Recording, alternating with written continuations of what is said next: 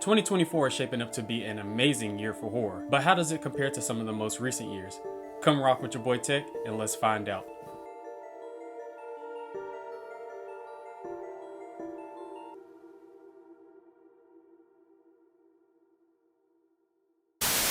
What is going on, beloved spooky gang? I hope all of y'all are having a blessed day. And so y'all tell me, what do y'all think of the horror movies from this year? There have been plenty of bangers out there and a lot of movies that are very underrated and kind of surprised a lot of people and kind of came under the radar. So y'all honestly drop down below what y'all think of some of the horror movies that have come out this year. And just to give you a quick rundown of some of these bangers that I'm talking about, 2024 has given us dope movies such as Abigail, The First Omen, Immaculate, Late Night with the Devil, now that's a banger, Maxine, Longlegs, The Substance, Trap, Smile 2, and there's also a couple more that I probably could have mentioned, but when you list them all out like this, you really get to see the true impact of how good a lot of these movies are. And now when you start to compare them to previous years, compare them to the horror movies that we got in 2023, 2022, 21, and 20, just to really sit pretty much ever since the 2020s decade started, just trying to see how all of these movies compare as a whole.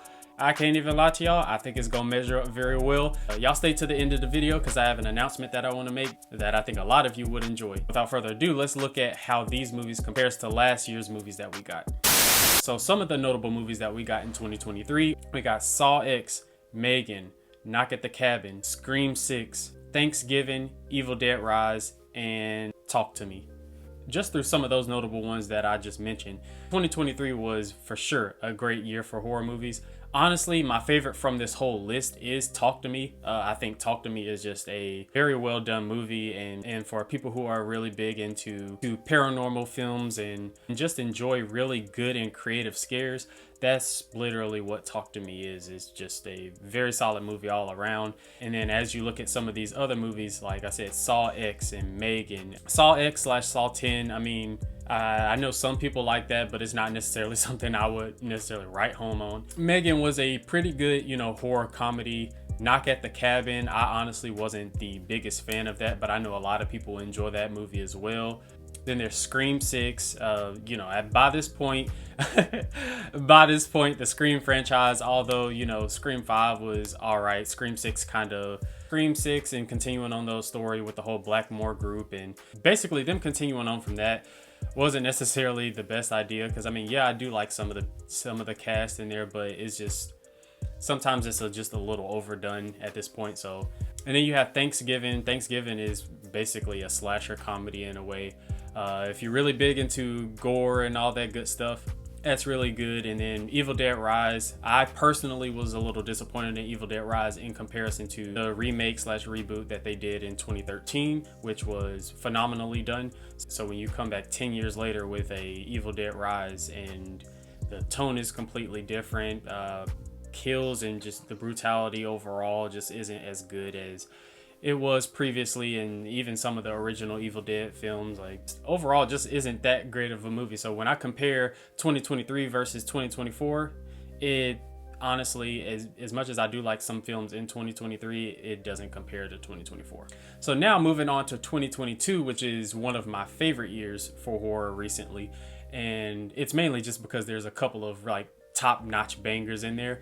But going down that list, we have movies like Bodies, Hellraiser, Halloween Ends, Barbarian, Smile, X, Pearl, Nope, Scream 5, and Terrifier 2. So now to me, 2022 is much better than 2023 in this comparison, so I think it's going to be a much better matchup for 2024. But even then, so going down it, Bodies was, a whodunit type of, teeny bopper killer movie. Not a bad movie, but not necessarily something that you're just going to be writing home about or anything like that.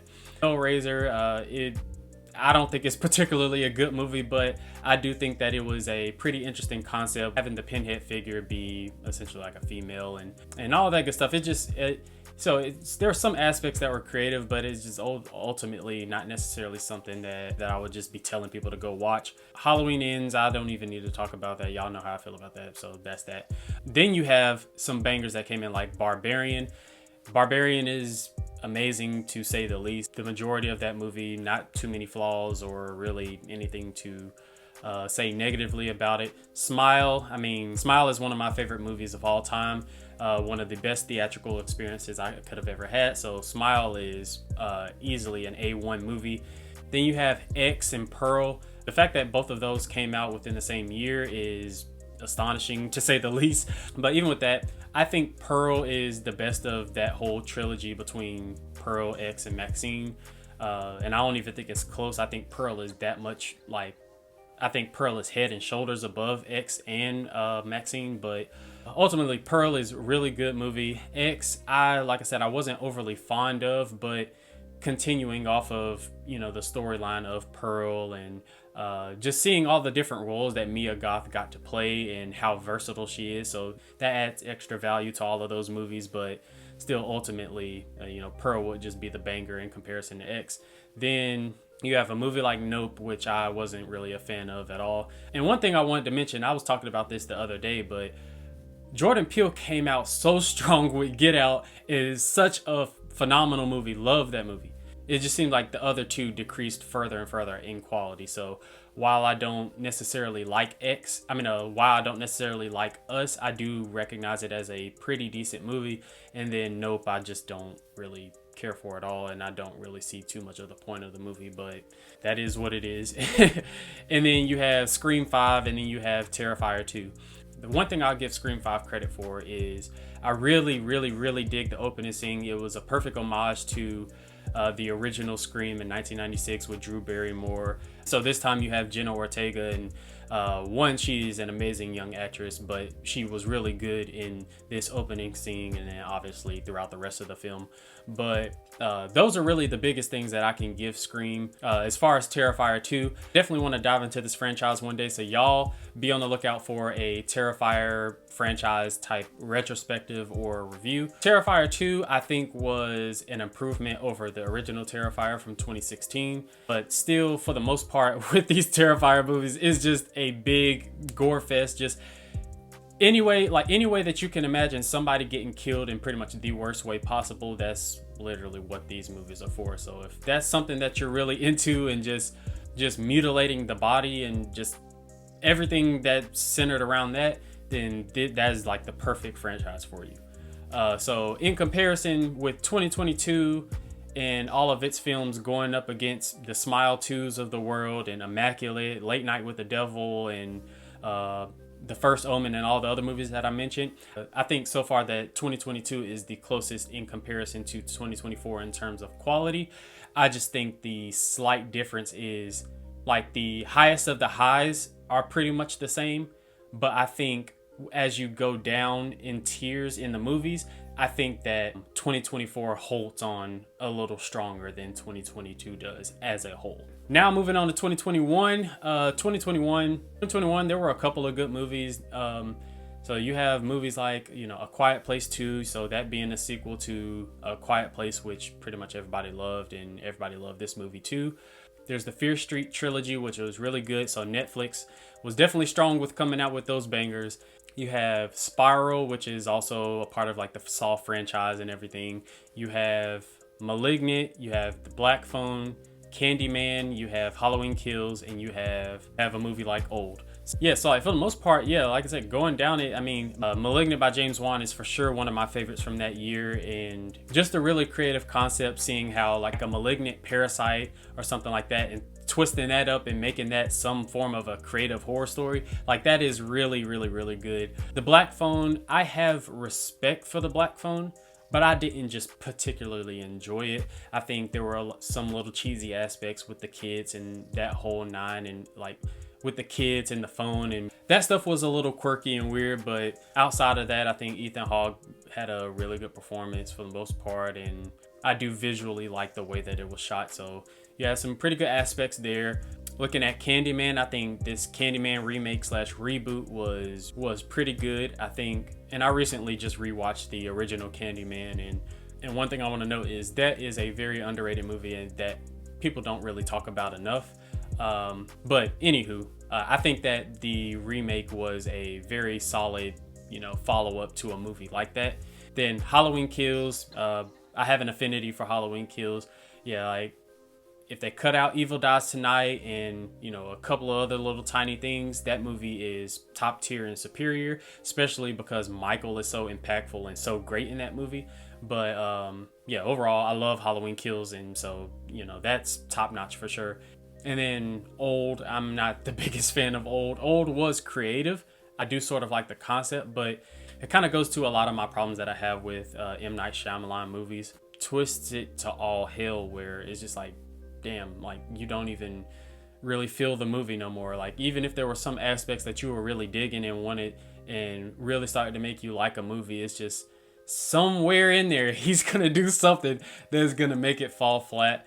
One thing that I can say is his 2024 movie Trap was actually pretty good all around. I mean, I don't think there were really too many weak points or anything like that in that movie, so that is one checkbox for him. But as far as Old, it ain't it. And so when we compare 2021 to 2024, I think 2024 pretty much has them beat, just because, like I was mentioning in the previous year, the highest of the highs, I think with 2024 is higher. And I think there's a larger collection of good movies in comparison to 2021. 2021 had a few bangers, but then it's just like the disparity and the drop off between those bangers and then some of the other ones was just a little too steep, and that's what makes 2024 still pretty much one of the top so far of the 2020s decade. And now we're looking at 2020 itself, and we had movies like The Invisible Man, Fantasy Island, The Dark and the Wicked, Gretel and Hansel, The Hunt, and Underwater with Kristen Stewart. I ain't even gonna lie to y'all, 2020 ain't really have a whole lot. Tremendous respect for The Invisible Man. I think The Invisible Man was the best horror movie from 2020, at least as far as the ones that I listed. And then you have like Fantasy Island. Once again, a little bit of creativity going on there, but it's just very cheesy and teeny bopperish, so it's not necessarily a movie that write raving reviews about. The Dark and the Wicked was sort of hyped up to be this extremely scary movie that's just terrifying, and while there are some somewhat terrifying aspects, it's still not a movie that I'm a fan of, or really a movie that I'm just gonna be recommending to anybody. Gretel and Hansel, that was pretty decent in most people's opinion. The Hunt and then Underwater, I wasn't really that big of a fan of either. I saw that in theaters, and Kristen Stewart was all right in it, but just the overall concept of the movie I just wasn't feeling as a whole. So you can clearly tell based on the way I'm talking about this movie that it is not very high to me, especially comparing it to 2021, 22, 23, and then definitely not fooling with 2024. So in conclusion, in my personal opinion, I think 2024 is the best year for horror movies since 2020 started. And the best part about it is we still have a few potential bangers to go. I mean, there's movies like Nosferatu that's still out there. So all we can do is wait and see. We have pretty much like a month and a half left until the year is over, and then we'll, obviously we'll come through with a year-end review. But as far as I can say, 2024, you have been amazing, nothing but bangers, and I ain't got nothing but love for you. But that's all I got for y'all, Spooky Gang. Y'all let me know, what are some of your favorite movies from 2024 so far,